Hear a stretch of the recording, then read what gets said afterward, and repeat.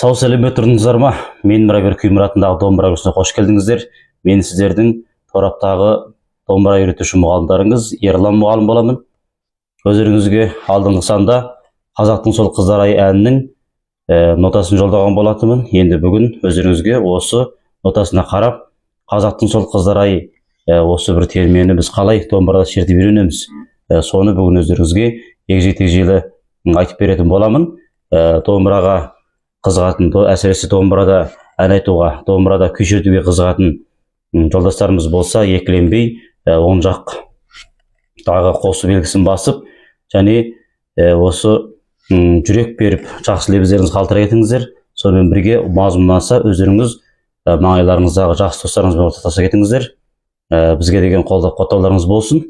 Ал ондай болатын болса, осы бір кескіндегі бас жағындағы тұрған нотасына қарап, астында тұрған осы кескіндегі көрсетілуіне қарап, Қазақтың сол қыздар ай әнін біз үйреніп алайық.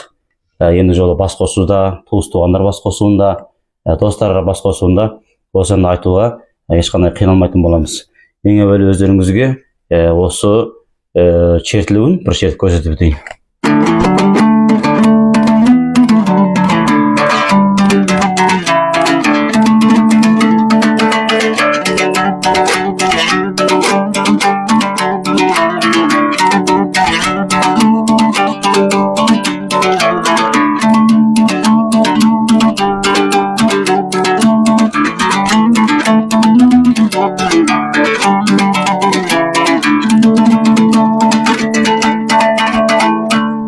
Ең әуелі біз домбыраны өзіміздің даусымызға лайық келетін дәреже теңшеп алуымыз керек. Әзірге менің домбыра теңшеуім біршама бос, әрі төмен теңшелуі.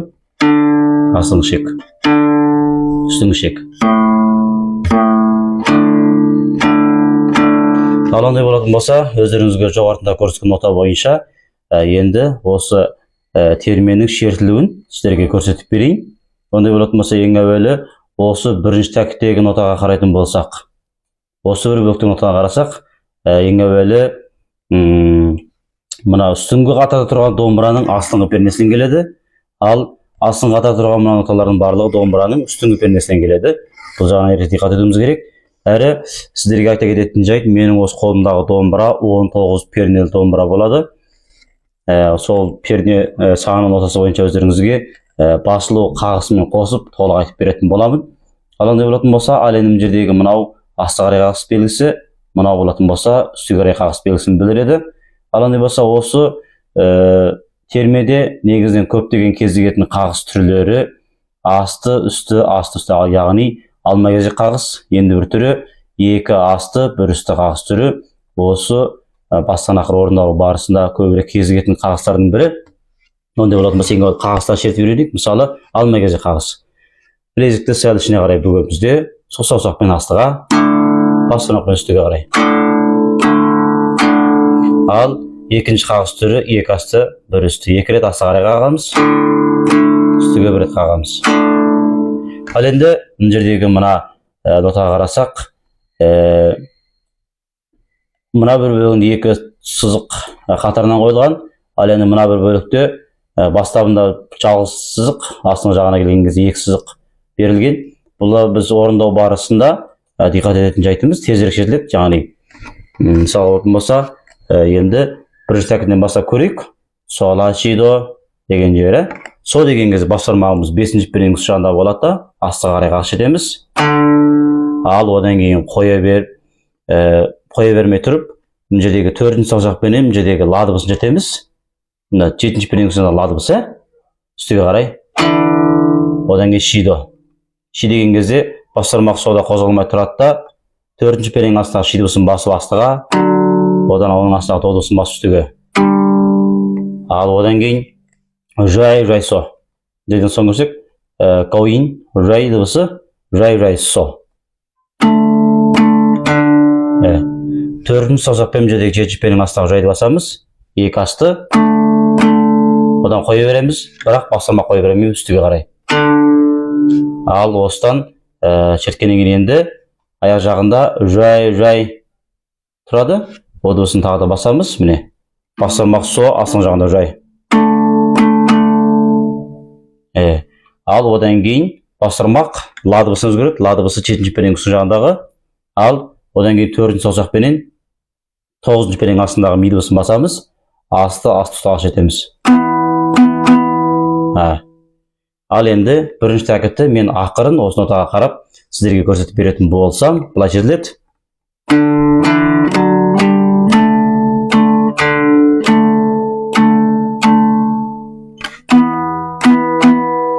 Ал енді біз екінші тәкітті көреміз. Екінші тәкітте бас бармағымыз не? Соға келеді деп айтып тұрған. Ши, рай, рай. Одан кейін до, ши. Ал екінші тәкіттегі осы ноталарды көрейік. Ши, рай. Бас бармақ со дыбысында. Одан кейін бірінші саусақпен ши дыбысын басамыз. Рай деген кезде бас бармағымыз мына жердегі мына 4-ші саусақпен ауыстырамыз да, ла дыбысын жетеміз, астына жағында рай. Екеуін бірдей басамыз, 7-ші пеннің астын бірдей басамыз. Яғни ши, рай. Ал одан кейін рай деген кезде бас бармақ со дыбысында қағысы екі асты бір үсті. Бірінші саусақпенен 5-ші пеннің үстіне со дыбысын басамыз, астына жағындағы рай бас тұрып. Ал одан кейін жерінде бас бармақ со, одан астына жағында до. Екі асты бір үсті қағыс. До, ши. Жерде шиға келеміз. Бір саусақпен ши дыбысын басамыз, 4-ші пеннеде. Одан кейін ла, со, ла. Жерде екінші тәкітті сіздерге қайталай бір көрсетіп өтсем, міне. Ши, рай. Одан кейін рай. Одан кейін до, ши. Ла, со, ла. Алма кезде қағыспен келеді. Мына жерде со дыбысын бір соғым басамыз. Ла, со, ла. Ла, со, ла болғаннан кейін енді со, ла, со. Со, ла. Жерде біз со дыбысын бірінші соқпен алсақ, бұшама қолайлы келеді. Со, ла дегеннен кейін со. Екінші жетеміз. Ал енді болса үшінші тәкітті сіздерге қайталай бір көрсетіп өтейін, міне.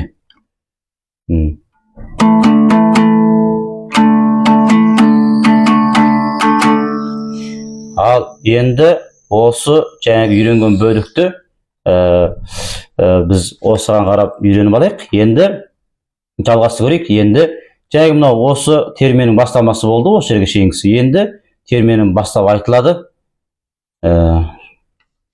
Со, ши, не. Со деген жердегі мынау біріншісі, жердегі мынау біріншісі бос шек болады. Со, ши.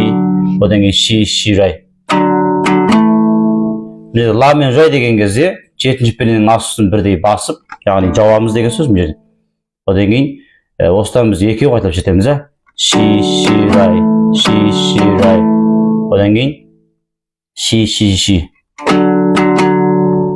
Ал енді болатын болса, осы тәкітті мен бір қайталап орындап беретін болсам.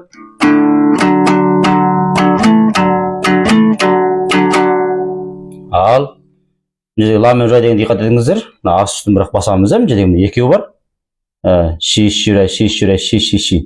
Ал одан кейін үшінші солдағы нотаға келейік. Жерде бас бармақ со дыбысында, астың жағында до дыбысын басамыз, 5-ші пеннің астын бірдей басамыз. Яғни бұда да ұқсас, екі асты екі үсті. До. Одан кейін до, рай. Жерде келеміз бе? До, райға. До, рай. Одан кейін ши. Бас бармақ сода, астына ши. Ал одан кейін ла мен рай деген кезде біз 7-ші пеннің астын бірдей басамыз. Мына менің қолыма қараңыздар. Астын бірдей басамыз. Сонымен 3-қа ауыстырмаймыз. Асты қағыстан. 2 асты, 1 қағыстан. Ал енді осы арақта мына жерде қайталау белгісін берген. Мына жерде мынау қайталау белгісі болады. Яғни жаңағы мына бастап үйренген жерден өшірге шейін нотаны біз 2 рет қайталап орындаймыз деген сөз. Ондай болатын болса, әзір сіздерге ақырын бір қайталап көрсетіп өтейін.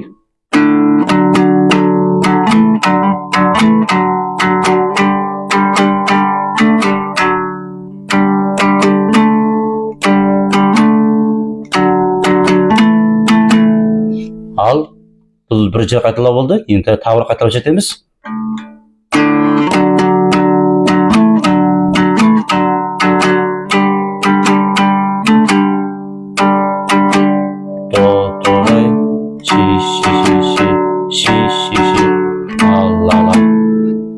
Ла болды. Енді одан кейін тағы да жалғасты көреміз. Бос шектен біреу, со, рай. Одан кейін рай, ши.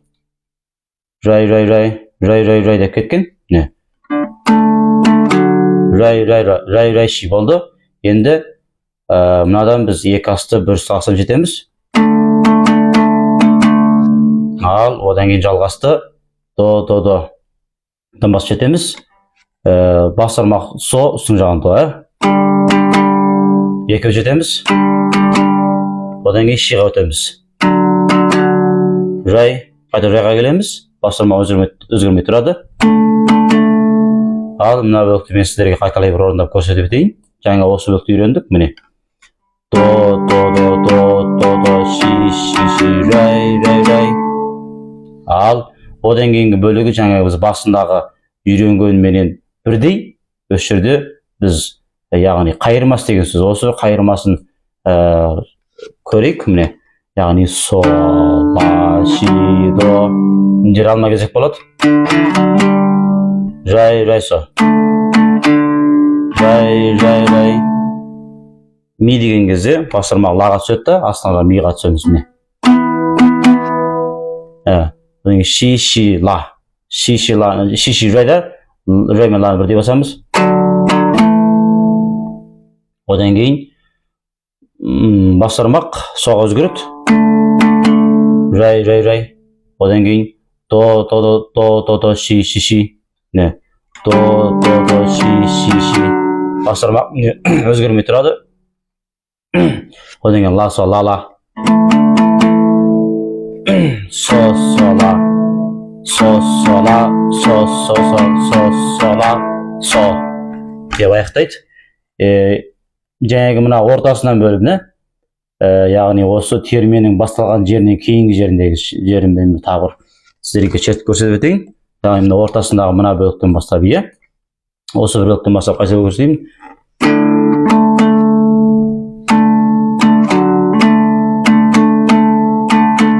Ал одан кейін солға өттік. До,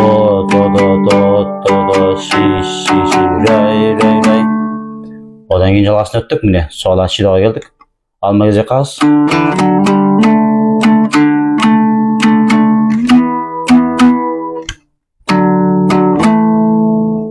Мына жерге өттік. Ши, рай болды. Енді рай.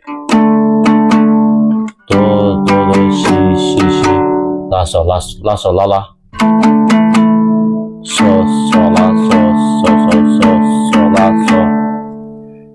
Негізі қазақтың сол қыздар ай әнінің толық орындалу барысы осылай болады екен. Ақырын осы кескінді телефоныңызға сақтап алып жіңішкелікпенен қайталай тоқтатып үйренбасаңыздар болады. Енді осы әннің текстін осы кескіннің ең соңына қойып қойдым. Үйреніп алыңыздар.